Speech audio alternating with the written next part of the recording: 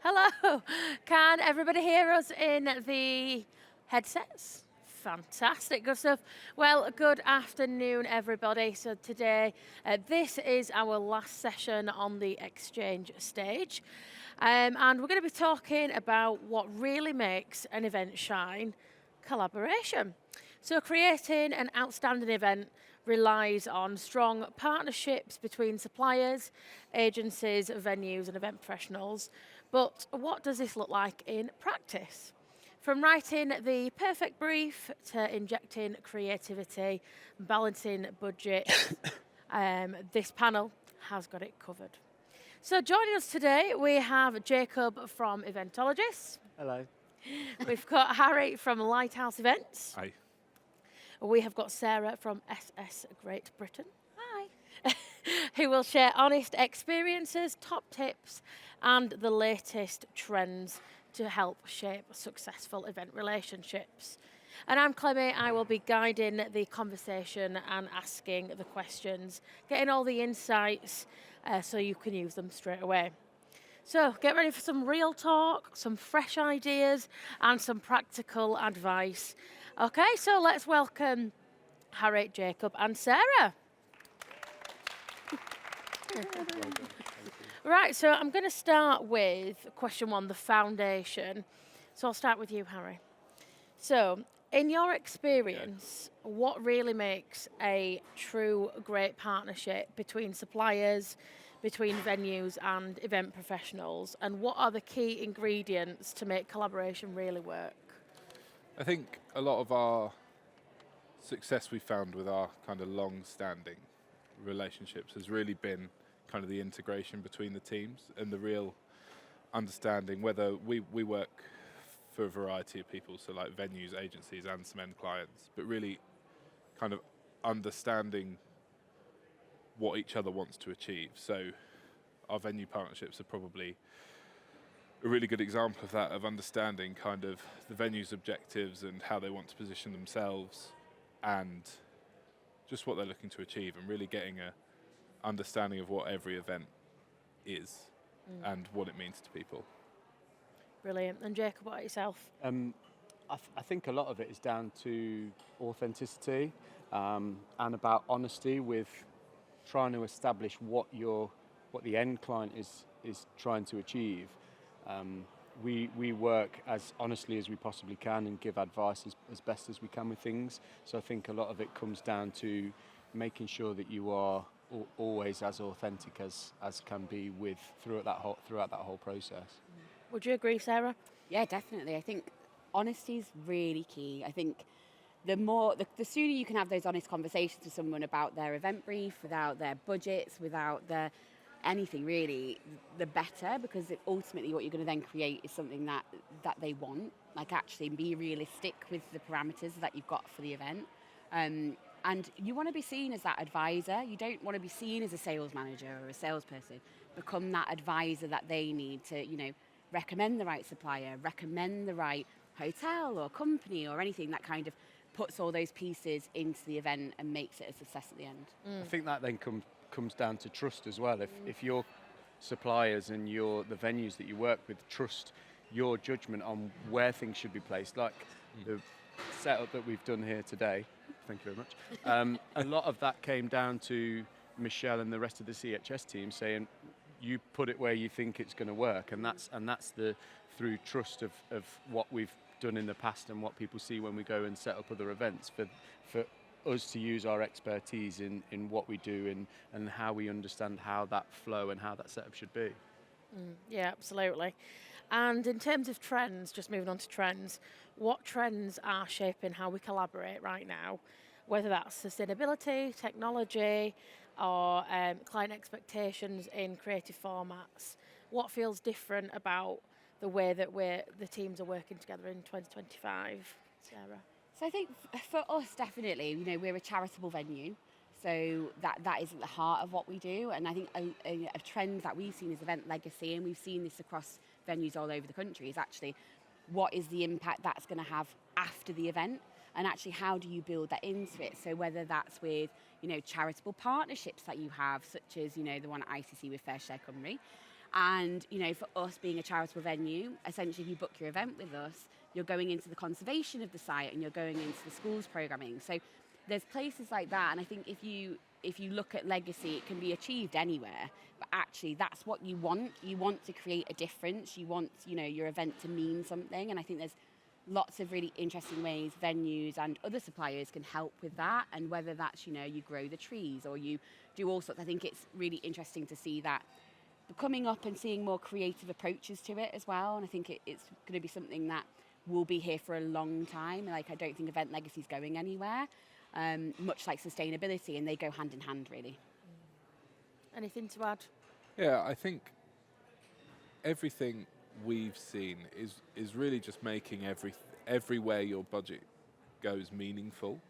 And, you know, if you're giving a takeaway, it's something that either means something to you or is high quality and something that these delegates want or will use, and not just stuff you can throw away as part of the event, leaning into the sustainability, and as well as, you know, people are signing stuff into kind of more elevated experiences, or, you know, if you're doing a charity donation, doing it because it really means something to the delegates that are there. And yeah, that kind of, why are we spending our money on this and what does it mean to people? I think for us, we've noticed a bit of a difference in the technology and the documentation. So everybody wants speed now. So although we work directly with end clients, we work a lot with the venues, and we work a lot with agents as well. And people want speed of what we can offer.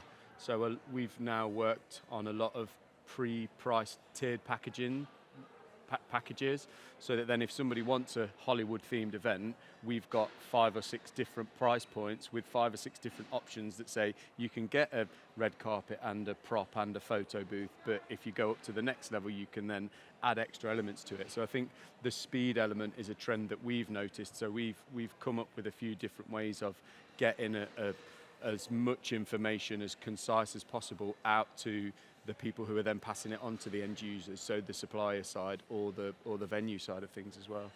So just on that, Jacob, what would you say makes a brilliant event brief, or what do you see that's often missing from a brief when you're talking to clients? So I always like to find out what the end goal is. I know sometimes it's very difficult to do that, but we like to establish what people are trying to achieve out of that event. And sometimes it is very much just a case for us of a client coming to us, or a supplier or a venue saying, well, actually they do just want a Harry Potter themed event.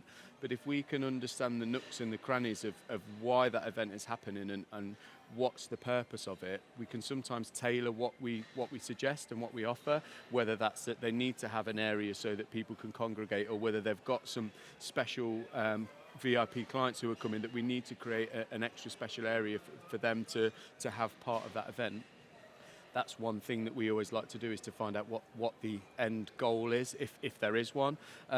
For us, the most basic things that we always need is a date, a venue potentially, and how many delegates are there. And you'd be surprised at how many times we get a brief through where we don't get the basic information, and it's very difficult for us to then come up with something from that without that information, or it's a lot of times that we're having to then go back. Ideally then, if we can get a theme and a budget as well. I know we're going to discuss budget a little bit more in depth, but it's very hard to come up with a service or an end product if we haven't got a budget that we're working with, because our services can go from 500 quid up to £100,000 worth of theming and decor. So it's always quite nice to understand within a ballpark what we can be working with. So if we can get budgets in a brief, great, but we understand it's always a very difficult thing to do, but hence why we also then, going back to the previous point with the tiered packaging, at least then if we can give a spread, it gives everybody a bit of a range of what you're going to get for your aspirations to what is then actually going to be deliverable. Anything to add?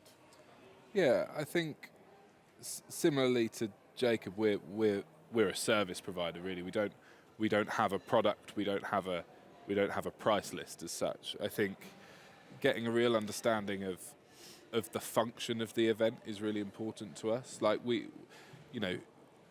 could get a brief for a 500 delegate conference, and that could go everything from a budget needs to go as far as possible, it just needs to be functional, up to, this is a real moment of reward for our delegates, or a real place to inspire, or something like that, and actually we want to throw the kitchen sink at it. But that same event in that same room could be anything from here to here and everything in between. And not necessarily knowing exact budgets, but having an idea of kind of the scale and what's important. Like it could be that actually the F&B is really important, and they want to give somebody a really elevated experience in that respect, but actually the decor and the AV around that can be really functional.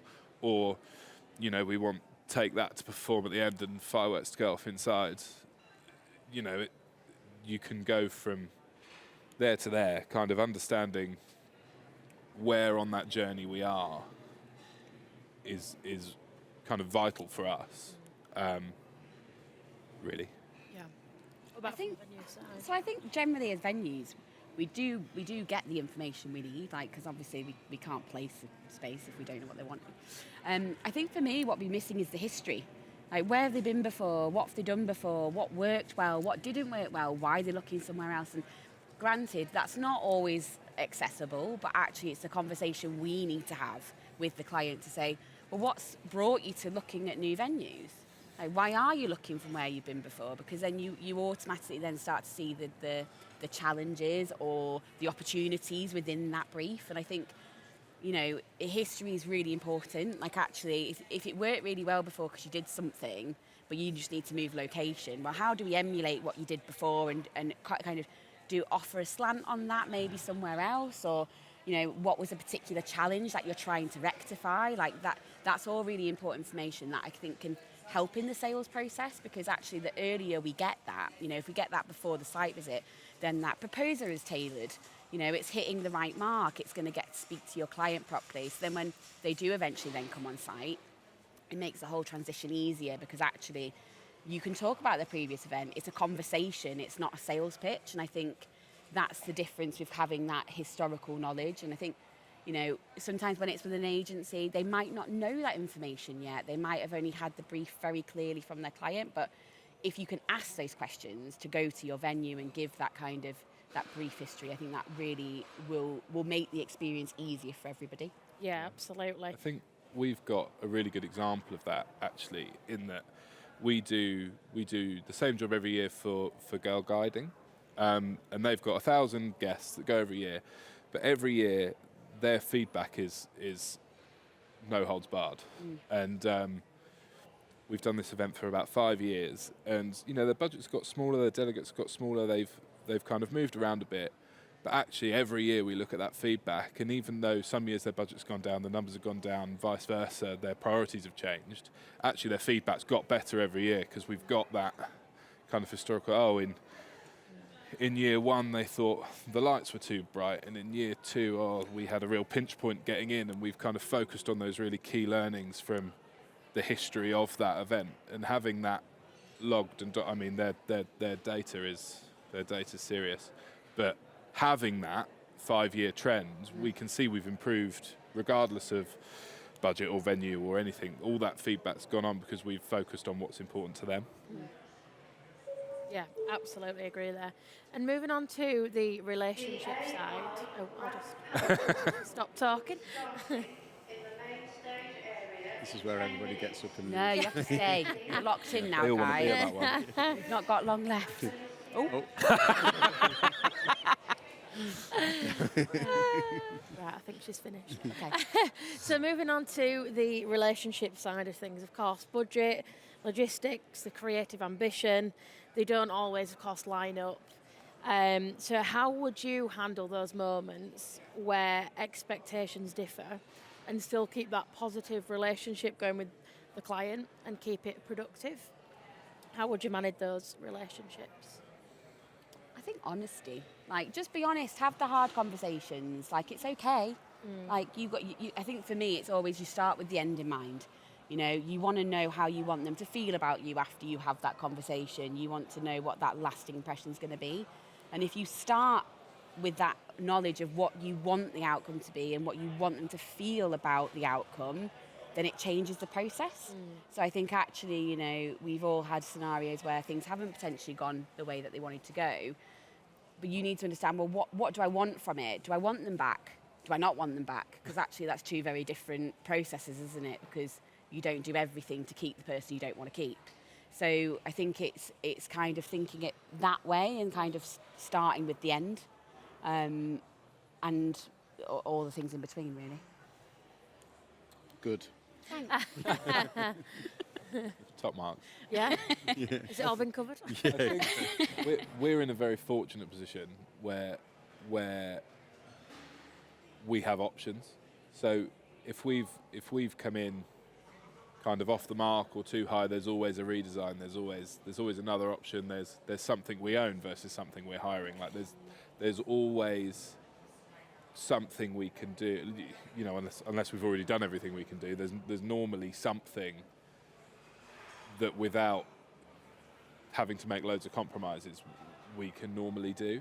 And I think it's just being honest. Like, as a, you know, if it's too expensive, tell me it's too expensive. Or if it's oh, we really didn't want to focus on lighting as much, but actually the video and branding elements are really important to us. We can kind of reassign those budgets around. We can reassign the kit. We can always kind of compromise, upgrade, downgrade without compromising the finished product, basically. You end up with something different at the end, but it's more tailored to what you're working towards, if that makes sense. Yeah, absolutely. I think as an on-site for us, it's always about having a contingency as well. So then we can understand and be prepared for anything that might happen if a client might not be too happy with something, or if there's something that needs to change. It's just having the flexibility within that process to then change things on the fly. Yeah, absolutely. So just before we open up to the audience, the final question to you all Question. is, what piece of advice or mindset would you share with anybody that wants to build a stronger and more successful partnership with suppliers or the venues in their next event?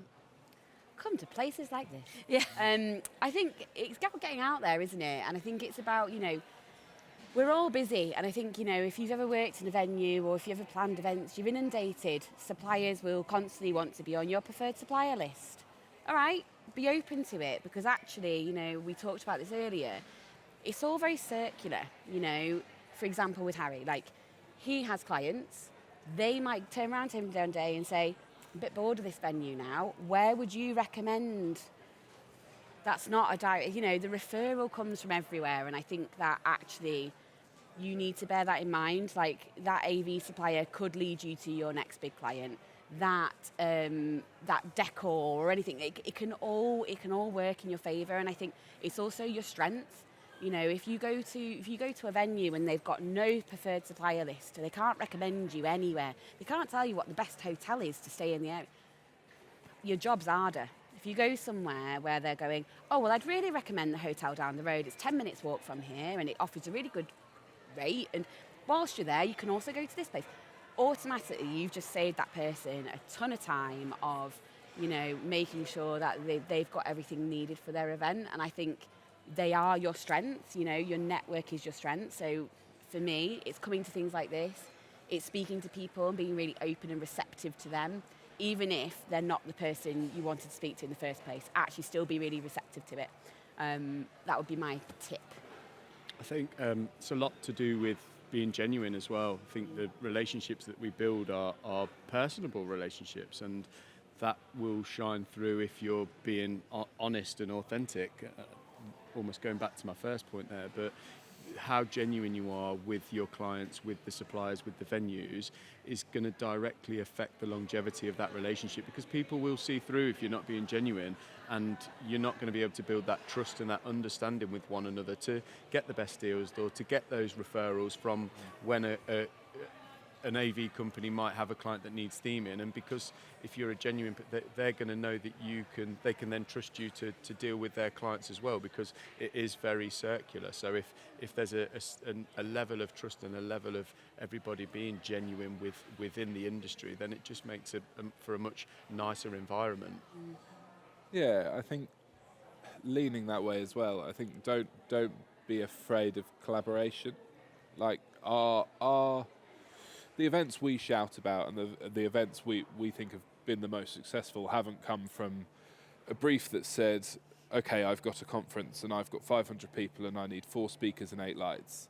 It's come from, I've got this conference, these are our goals, we've worked with you before, you know, we want to achieve this, and we work with them to create what they need. We're not quoting against a list. It's a lot less transactional, a lot more collaborative, and even down to repeat work. Like, we've got a job we do every year for a specific client, but every year it's, oh well, I've also got a comparison cost from this company, and I'm like, I understand you've got a comparison cost from this company, but we've done the job before. These are our learnings from last time, and actually that sometimes that collaboration is worth more than, you know, oh, I can shop around again, because you've got to go through that process every year. Then if it's a repeat thing and you're kind of almost bedded in and you're working really well together, keep that collaboration going, I guess. Yeah, 100%. So, has anybody got any questions before? Oh, we've got one at the back there. What a surprise, Robbie Eveley. Oh, yeah. Thanks very much. Great insights from all of you. I'm interested in your opinions on the role of procurement, and probably you've all been, knowing the companies you work for, you've all been involved where you've built a relationship with a client, it's going really, really well, and suddenly enter the procurement manager who wants more value out of everything, or wants to start listing everything and reducing the value in the you're creating. What would your advice be? What would your advice be to best navigate the procurement? Well, the journey of procurement, which can often be a bit of a nightmare.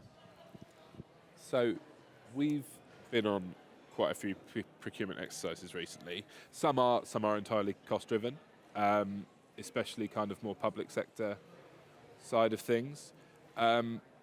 What we've found recently is we've had a lot more RFPs and procurement exercises coming in that have been a lot heavier weighted to quality. So I think the last 3 we've delivered have been either 70 or 60 quality and 30 or 40 price. And we tend to fare a lot better in those. In your kind of, yes, you're still going through your procurement, but actually you're putting a lot heavier weighting on actually what they're delivering than, you know, we've done tenders before where we've missed the mark, and we've got weeded out on cost before anyone's even looked at any renders, before anyone's spoken to you about the event at all, really. And yeah, I think it's knowing what's important to you. There will be some circumstances where actually that cost is the most important driver. There will be some where actually you'd rather procure something that's better quality and can last you longer and be kind of a relationship you can develop. Anything to add? I think for us, like you say, it's difficult because we build it for a direct client or for an end user. We build up that relationship as an account manager, go through all of the items, agree what we want to deliver for them, and then it can get to a complete breakdown of all of the services. We do now try and, although it's a package delivery, what we go for, we try and itemise as much as we can and showcase the value of that. I think the value, like you say, comes from the relationship, which is then hard to pass over to a person then in procurement, but it's almost trying to deliver that, the friendly and genuine nature of why we're trying to do things. And actually that then relationship is what we build with someone. And if that relationship doesn't work with the next person in that process, yes, sometimes it is a job that's lost, but if they don't understand, if the businesses don't understand each other and we're not meant for each other, there is then somebody else out there who it is going to work for.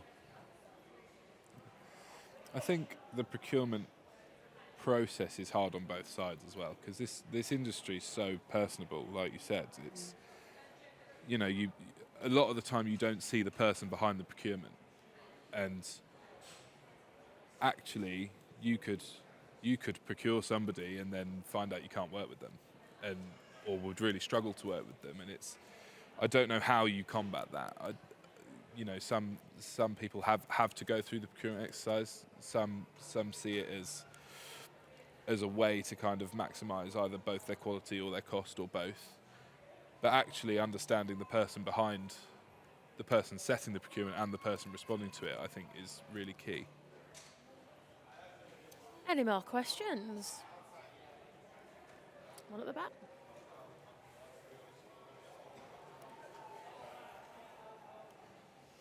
Hiya. A question for Jacob and Harry. Sometimes when you go into a venue where you're not perhaps the approved AV company, so you're not an approved supplier or preferred supplier, how do you guys tackle that? How do you get around where the venue perhaps doesn't take favourably for what you guys have to offer? I think it all depends, I suppose, on what the client has agreed with that venue in the first instance. Unfortunately, and funnily enough, it just comes down to being genuine with that venue. And if the client wants us to be there, we've rarely had a challenge from a venue where we're not preferred supplier, because what we're delivering is sometimes very different to what other preferred suppliers or other suppliers can deliver. I think we might be a bit different to Harry potentially, because we've got a bit of a niche with what we can offer, because if we have stock and themes that other suppliers don't have, we can fall under a bit of a different branch, so to speak, with that. So we don't find too much of a challenge with it. It can have its issues if we don't have venues that are compliant, because we still have to work with the logistics team and get items in, and it can be difficult if the venue is being difficult, but we work around it as best as we can. Yeah, I think there's three ways to look at it. We come across it a lot. You've got venues that have exclusive arrangements. You've got your venues who have kind of approved suppliers, so you can't work there unless you have been approved. And then you've got the preferred arrangement. The preferred arrangement's all right. It's, these are the people who know our building, and these are the people we'd like you to use, basically. We are in a few approved supplier lists. We're in a few preferred supplier lists. We were actually offered an exclusive supplier arrangement with one of our venues, and we actually turned it down, because I don't want to work with somebody who's forced to work with me, if that makes sense. Like, we had an interesting one this year where a client we work with day in, day out, we've worked with them for years, wanted to do an event in an exclusive venue. We did a quote that they were happy with, took it to the venue, they'd quoted a similar package for 5 times the price, and instead of allowing them to kind of pay the buyout and use us in their venue, the incumbent exclusive supplier just went, no, we'll just match it, and just came in, which I wouldn't want to be in that exclusive arrangement, if that makes sense. The approved suppliers thing you kind of tend to find in more kind of heritage venues, listed buildings, that type of thing, and it's understandable. We've done a few in venues we're not approved suppliers at, where we've worked through other people we know that are. So, other companies we've worked closely with, they've essentially gone and white labelled the job for us. They've used some of our kit. Like, there's a lot of collaboration between people you'd consider competitors, I think. I think if you look under the surface, I think a lot more people work with each other closer than you'd think they do. But yeah, it's nice to have that arrangement with the venue, and that a venue put the trust in you to be on those lists. But only in certain circumstances does it really cause much of a barrier. I hope that answers what you wanted. So I think we've got time just for one more question. No? Last chance. Lovely. Well, huge thank you, guys, for all your involvement today. And a big thank you to you as well. We hope you've enjoyed your day with us today. And I think it's 4 o'clock here. You're more than welcome to join for after-show drinks. So, yeah, enjoy the rest of your day. And we will see you again in Leeds or next year in Birmingham. Thank you so much, everyone. Thank you. Well done. Thanks, guys.